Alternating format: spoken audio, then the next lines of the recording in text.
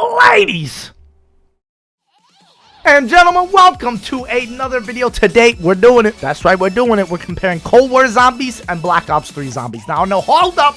Wait a minute. Everybody's going to be upset because Black Ops 3 is a full game while Cold War just came out. So why don't we just compare the launch maps, homies? So that's what I'm going to be doing today. I've got 13 categories for y'all. Each of these categories we're going to go by super quickly, but they are going to be how we're going to be comparing the games. So first off, I got the core gunplay, then perks, then the HUD, specialists, pack-a-punch, points, bosses, wonder weapons, gameplay endings or how your game ends, Easter eggs, accessibility, replayability, and story. So those are our 13 categories. Let's get into them. Onto the first one. The first one is core gunplay. Now, core gunplay with Black Ops 3, you load up with the Bloodhound on Shadows of Evil, you open the doors, you buy a weapon, you pack a punch for 5,000, you can double pack a punch for 2,500, and then after that, you got wonder weapon quests or specialist quests as your main gunplay progression. There was a massive scale of progression, and also it was very easy for people to do because of the fact that the main problem of upgrading your stuff in Shadows of Evil was not knowing how to open pack-a-punch or not understanding how to get the swords of the map. So that is one of the biggest things there. However, with Cold War, the gunplay is very, very different. You can load in with whatever gun you want, and then after you can open up the map, upgrade the gun's rarity so that it does upgraded base damage, and then you can pack-a-punch it for 3 times for 50,000 points total, and then after that, you can also add ammo mods onto the gun with a singular ammo mod that you can just outright buy. So the gunplay, I think, is really scaled in Cold War to multiplayer fiends because of the fact that you have to aim for the head with a multitude of guns in Cold War zombies. In Black Ops 3, it really doesn't matter where you're shooting because of the fact that the zombies will always just die to your bullets because of how strong they are, and also because of the fact that you have double tap. However, in Cold War, when you load into that game with that gun, you need to upgrade that gun or make sure you buy a higher rarity to keep progressing with that gun. And I think because of the fact that the Cold War system is way more skill based than Black Ops 3, I think I'm going to give this category to Cold War simply because of the fact of how replayable each gun has become. You can actually make content and actually make a whole video about these singular guns because there are so many little nicks and knacks that you can learn with each of them. On to our second category. This is going to be the perks. Now, with Black Ops 3, you had a 4 perk limit, and on solo, mainly you would buy Juggernog and Quick Revive, really making it a 2 perk limit outside of that because of the fact on how necessary Quick Revive and Juggernog is for co-op. You're still going to be buying Juggernog, maybe not Quick Revive, but the only way you could increase the perk limit was getting through microtransactions or menial side Easter eggs that a lot of people never even heard of. However, in Cold War, the perks have a much more tiered system with complete upgrades that you can focus on and grind out games to get, which makes it a lot more replayable, on top of the fact that there is no perk limit, and that if any more new perks come out for the game, which Treyarch has already confirmed, you can also buy those for a scaled price starting from 2,500 and ending at 5,000 right now, with D Machine being the only map available. So this category, I think I'm going to give it to Cold War again because of the fact on how scaled and progressive it is. There's so much to it. Like, Deadshot is actually a useful perk, homies. I cannot believe that. It also makes Juggernog, the main basis of the game, still viable while also making the other perks just as viable as well, if not even more important to get after Jug because of the fact that you need to do more damage to armored enemies and you need to do more quick reloading with this upgraded speed cola, and it makes you play the game more. So because of that sole fact and the way you can progress the perks, I'm going to give this category to Cold War. Onto the HUD, Black Ops 3 had almost a perfect HUD. You had your perks to your left, you had your gun ammo to your right, everything that was necessary was presented in an almost orderly, perfect fashion. Everything was beautiful. The only complaint I can really give to Black Ops Ops 3 is because of the monotony of the HUD throughout most of the maps. Most of the maps have the exact same looking HUD, and it does get stale after a while, and it doesn't really make it as personable as it once was in Black Ops 2. But let's go into Cold War's HUD. The Cold War HUD is a massive upgrade from the Black Ops 4 one, while keeping and adding many new variations. For example, the radar that's on the top left is incredibly nice to see when you don't know where the last zombie is. You also have your perks in the middle, which I'm not too much of a fan of because of the fact that I don't like seeing any HUD elements in the middle of the screen. That's where I'm focusing. That's where the gameplay is happening. Put all HUD elements onto the sides of the screen so I'm not focusing on them completely. It's not as bad as BO4, but they are still there at the very bottom row of where your gameplay is. So at the end of the day, I think I'm going to give this category to Black Ops 3 just because of the fact on how beautiful it looks. I don't think Cold War's HUD is bad by any means whatsoever. I just think that it could definitely be improved, at least on where you place the perks, and also to turn off such things as the radar. I don't know why you can turn off the compass but not turn off the radar. Doesn't make a lot of sense. And on to our fourth category. This is going to be specialists. Now in Black Ops 3 you had quests for specialists. You could start the game without one, which was great, and then after you could go on a whole quest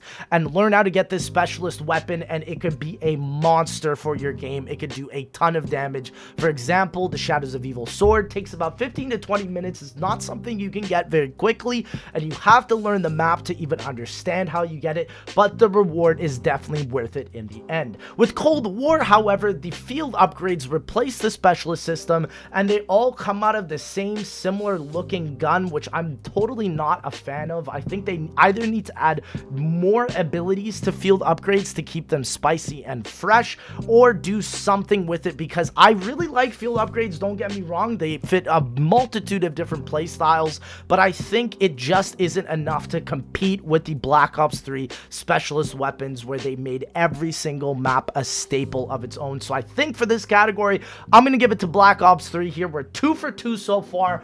Coming into our next spot, it is going to be the pack-a-punch system. Now, with Black Ops 3, we all know that you pack-a-punch your gun for 5,000, and then you hope that you can get an ammo mod for 2,500 on top of that, the one that you want, or the double pack-a-punch ability. It was fairly simple. Many of the guns were viable through the pack-a-punch system, along with double tap, and it was streamlined for almost all players. However, with Cold War, the pack-a-punch system is completely changed. The pack-a-punch is still as essential as it is in BO3, if not even more, but the end product is so much larger than what you would get in Black Ops 3. In Cold War, you're definitely spending literally 10 times as much, from 5,000 points to 50,000 points to upgrade a weapon, but you can get a pistol that can literally kill zombies in like round 60, 70, or 80, and that is completely unheard of in Black Ops 3 without alternate ammo types. So with that Cold War system as well, you don't get the animation that is a staple from zombies, which I know a lot of people were a little bit upset about, but you get a nice clean menu pop-up that comes in, allows you to get any type of ammo mod as well, which is super streamlined for replayability. And honestly, at the end of the day, I think I'm gonna give this category to Pack-a-Punch on Cold War because of how seamless it is. If you're willing to give up the fact that they didn't include the animation in Cold War, then I think the Pack-a-Punch system is far greater. And also, I do kind of like the way the Forge looks compared to the other versions. Onto points now. In Black Ops 3, the point system was very, very simple. You shoot a zombie and you get 10 points. You kill a zombie, you get 50. You headshot a zombie, you get 100. And you melee a zombie and you get 130. In Cold War, this is a lot more different now because of the fact that any sort of elimination on a zombie is 90 points, but also headshots are 115 points and melees are also 115 points. So the game really prioritizes headshots in Cold War as opposed to Black Ops 3. And I think because of that fact, I'm gonna have to give this one to Black Ops 3 as well, just because I find in Cold War, you're gonna need 50,000 points to upgrade a gun, then at least make zombies get points from shooting them. We do have the Black Ops 4 point system in Cold War. Even if zombies dropped essence or little packets of points every once in a while, I think that would make this system a lot better, and even better than Black Ops 3's, but because of the fact that points are so rare and so hard to come by, along with a lot of the low grade or high grade salvage, you're going to be spending most of your games trying to go for these, and I think that is the main problem. Whereas in Black Ops 3, you can be basically set up by like round 10 with points and be completely fine, whereas in Cold War, you're going to be needing to grind for those points. Again, this might change with microtransactions, but for now, I'm gonna give this section to Black Ops 3. On to our next section. This is bosses. So with Shadows of Evil in Black Ops 3, we had the Margwa. You just shoot all 3 of its heads and you can instantly kill it. I really like the Margwa in terms of what it provided for the gameplay. It was a very challenging boss, but also the problem is in the later rounds, the Margwa could be insta-killed incredibly easy, either with the Civil Protector or just anything that wasn't a wonder weapon at the end of the day. You could use a ray gun to kill them, you can use a bullet gun. The Margwas just became quite simple in the high rounds. However, with Cold War, the addition of the health bars and the damage numbers makes it incredibly easy to figure out how much damage you're pumping into the Megatons or the Plague Hounds. And also, I think the bosses in Cold War provide much more of a challenge than they ever did in Black Ops 3. For example, the Hellhounds in Black Ops 3, you can kill them in about 2 to 3 bullets, whereas in Cold War, the Plague Hounds are absolutely crazy. They kill you, and they can also drop these acid gases that can destroy your health if you're not paying attention. And I think this category is going to go to Cold War, in my opinion, because of that. The bosses actually feel like threats in the game, whereas the Margwa, sure, it may feel like a threat in the lower rounds, but in the higher round gameplays, the bosses really don't mean much in Black Ops 3 unless you're playing Zetsubou no Shima. And on to our next category. This is going to be wonder weapons. Now, Black Ops 3, the wonder weapons, in my opinion, were phenomenal. They were incredibly unique, incredibly powerful, such as the Apothicon Servant, literally the most powerful wonder weapon to ever be created, and it is still yet to be topped. And I think every single map after that, I know we're not including it, but they have all incredibly unique weapons. Whereas in Cold War, the wonder weapons are really cool. Like, for example, I love that they made the ray gun the best wonder weapon in the game. I think that should have been done years ago. And I also like the die, but also the fact that the upgrades on the die are really bad for high rounds doesn't really make them a viable option, considering how long it takes to get each and every single one of them. Unless you're doing the Easter egg, there really is no point in you getting them, whereas the Apothicon Servant, I could see me getting it in every single game. So for that category, I'm gonna have to give it to Black Ops 3. Gameplay endings for Black Ops 3 were really one of the worst parts about it, because of the fact that you either needed to do 2 things. You either ended your game by killing zombies, or you did the Easter egg. And a lot of the times in Black Ops 3, the Easter egg wouldn't even end the game. It only ended the game on Revelations, and that was it. Every other map had it streamlined, which I kind of personally like, in my opinion. However, the biggest influence in Cold War is the system of exfilling. Exfilling is one of the greatest features, in my opinion, that has ever been introduced to zombies. You can now play at any round and at any divisible of 5 on the rounds. You can literally just go exfil, have a ton of fun, get extra rewards for your perks,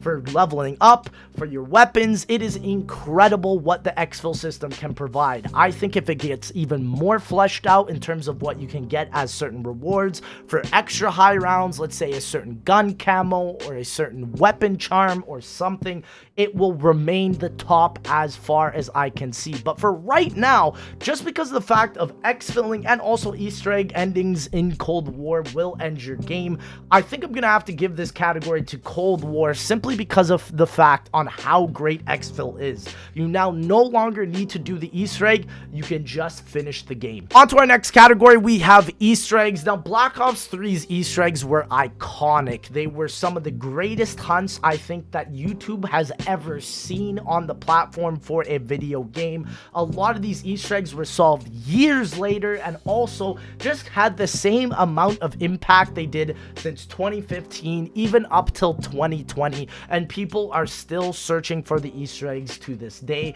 They are replayable, they have speedrun potential, they are absolutely fantastic. In Cold War, however, the Easter egg was made for a different purpose. It was made for accessibility. It is quite easy. It allows you to streamline getting 4 wonder weapon upgrades, and there is a very interesting sequence at the end where you're protecting the final boss. However, in Black Ops 3, you had all these fantastic climactic bosses and a lot of these storyline implications that were really influential, even in the small steps, like for example on Garad Crovey when you take away Gersh's life, or even on Shadows of Evil when you just pick up the book and you hear that little laugh. There's just something to that, and you're really skeptical and mysterious by this. So I think I'm gonna have to give this category to Black Ops 3 still. We'll have to see how the Cold War DLC plays out and to see if there's anything maybe like a Shadows of Evil or a Mob of the Dead that comes out where it introduces 4 new characters that you can play as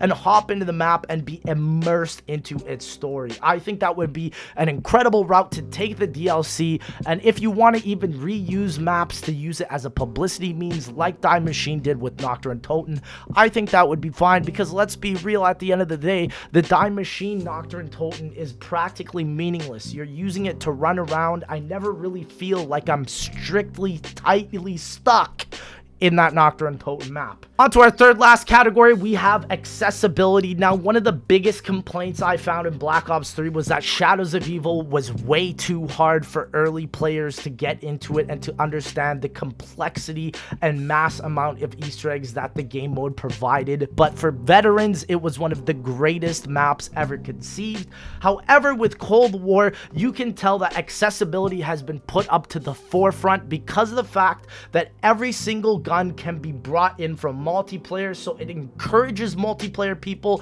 to hop onto zombies, to level up their guns, to get more camos, and to enjoy it when they are upset with multiplayer. Also with zombies, there's just so much more to it. The Easter egg is simple. It took only 2 hours to solve. Like, I mean, come on, man. Like, that's just so crazy. The map is literally Nocturne Toten, the very first map ever. You can find your way around the map incredibly easy. There's a lot of kill streaks that a lot of people are going to like. The high rounds are a lot easier. The strategies are a lot easier. Everything about this mode is streamlined for new players, and I think accessibility is gonna have to go to Cold War here because of the fact on how incredibly simple it is to pick up and play. And on to our second last category, this is going to be replayability. Now, the Black Ops 3, the replayability was really within the Easter eggs. I found that the most time I would play Black Ops 3 was either speed running or learning the Easter eggs, because really outside of the main quest of the map, there really isn't much. I never really spent my time hunting down for side Easter eggs or learning lore about the map or anything like that, or maybe high rounds, but at the end of the day, replayability was really constricted with Black Ops 3 onto the Easter eggs. Some people might disagree with me, but this is totally my subjective experience. But with Cold War, the replayability is everywhere. You can have it with your gun progression, whereas in Black Ops 3 you had gun progression, but it's not like Cold War where it actually feels like a grind to get the diamond camos on your gun and to fully level them up. Also with Cold War, you can speedrun the Easter egg, so that viable option from Black Ops 3 is still implemented in Cold War, but the guns, if you're only caring and interested about the guns, which I can imagine a lot of multiplayer people are, this game mode will set you up way more than Black Ops 3 ever will, and I think replayability here is going to be going to Cold War. I've been playing Die Machina every single day since the map has came out. It is an incredibly fun map. It is so barren and so bare bones, but I think because of the fact of the main gameplay and the main gunplay, it makes the map vibrant and incredible. And on to our 13th category, this is story. Now, Black Ops 3 story is something to write down in the history books. I mean, come on, look at that story. It's an actual spaghetti meatload of just ridiculousness. You could get a whole PhD degree in studying the whole story, and honestly, I think it's a lot of fun. However, in Cold War's story, the characters and the quotes are not really as vibrant as I wanted them to be. They're kind of just like, there's the ammo, kill it, KIA, ZKIA, oh, here, 20 kills. Like, it's very random and not really life-bringing. The story, however, for Cold War, I am intrigued in. The story of Orlov with the Easter egg, in my opinion, is a much better subset story from everything that Ether tried to provide me. I just love the simple storytelling of the game, but does it make it better than all the little story implications that Black Ops 3 had? Absolutely not, and I think that that is the story part they need to really hone down on for Cold War. Because of the fact that the story is kind of lackluster, it definitely needs a little bit more. So tallying it up, Cold War has got 7 points, while Black Ops 3 has gotten 6 points. Now again, I do think right now that the launch of Cold War to me is a much more replayable experience. However, I definitely don't think that Cold War is the best game yet. I think a lot of the aspects of Cold War need more DLC, need more content for it to become vibrant. We need more guns, more camos to unlock, more progression within the game, more Ethereum crystal upgrades, more microtransactions that aren't game breaking but add just another layer to the game. Once we get that, and once we figure out how they're adding that extra layer into zombies, Cold War definitely has the potential for beating Black Ops 3. But I think right now, if we're comparing the games, if you had to buy one of them, I would still recommend people buying Black Ops 3. I mean, come on, you got Chronicles, you got the base maps that are incredible. It really has something for everyone. Whereas Cold War is really just for those Warzone junkies that love the game, and also people that want a new zombies experience that is fun and interesting to learn in. But anyways, guys, what do you guys think? Is Cold War better than Black Ops 3? Make sure to drop your comments down in the comment section below. But anyways, thank you, ladies and gentlemen, and I'll see y'all in that next one. Like, damn, this chick is dope. Let's pray it lasts. I really hope it does. And usually I don't, 'cause usually it won't. And all we need's a little push. We're scared of this, we're scared of us. Our feelings we can barely trust. This booze got us impaired as we're in love. That's just the drugs. Don't they make you feel numb?